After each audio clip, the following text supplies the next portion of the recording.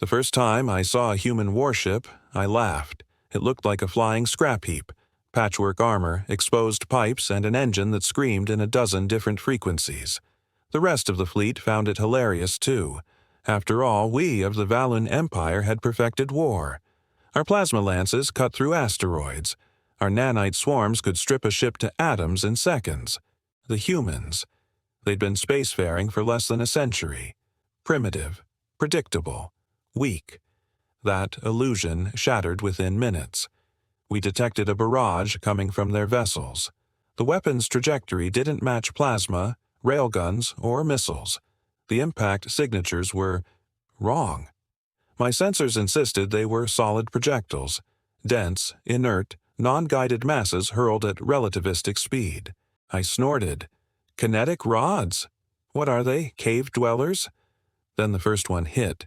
It tore straight through our shields, armor, and reactor core before anyone could react. No energy signature to track, no heat trail to intercept. Just raw physics, pure and merciless. We lost 3 cruisers in 30 seconds. Still, I told myself it was luck. Then came the second wave. Thousands of metal rods, some the size of my arm, some as large as a starfighter, raining down from orbit like divine punishment. They didn't glow or hum. They didn't need to. They just fell. We tried countermeasures, gravity fields, plasma intercepts, but they were too fast, too dense. One rod pierced through a dreadnought, then continued on to punch a hole clean through a moon. The humans called it Project Thor. I later learned it started as a joke. They had developed it centuries before, back when they couldn't afford fancy orbital weapons. Rods from God, they called them. Tungsten rods dropped from orbit, powered only by gravity and spite.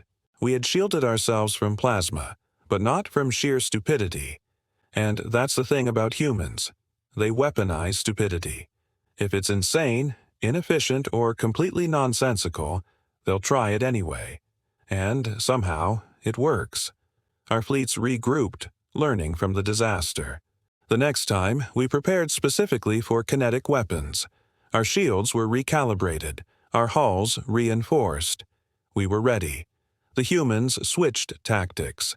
They started flinging rocks, actual, unrefined asteroid debris, sometimes even frozen chunks of ice. The most ridiculous arsenal in the galaxy, rocks, rods, and junk. But there was method in the madness.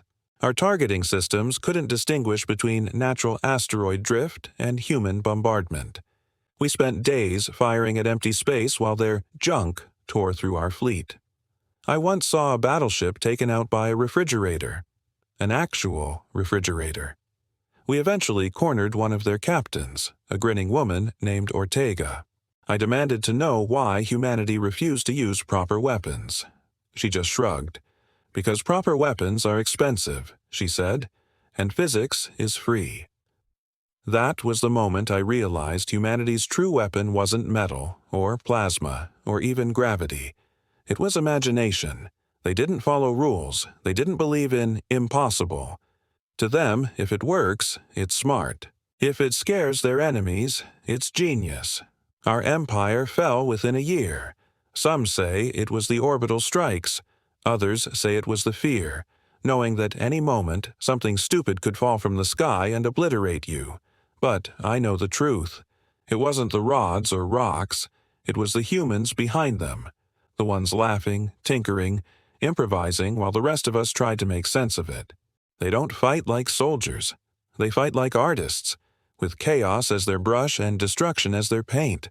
So yes, humanity uses the stupidest weapon I've ever seen. And that's exactly why they won.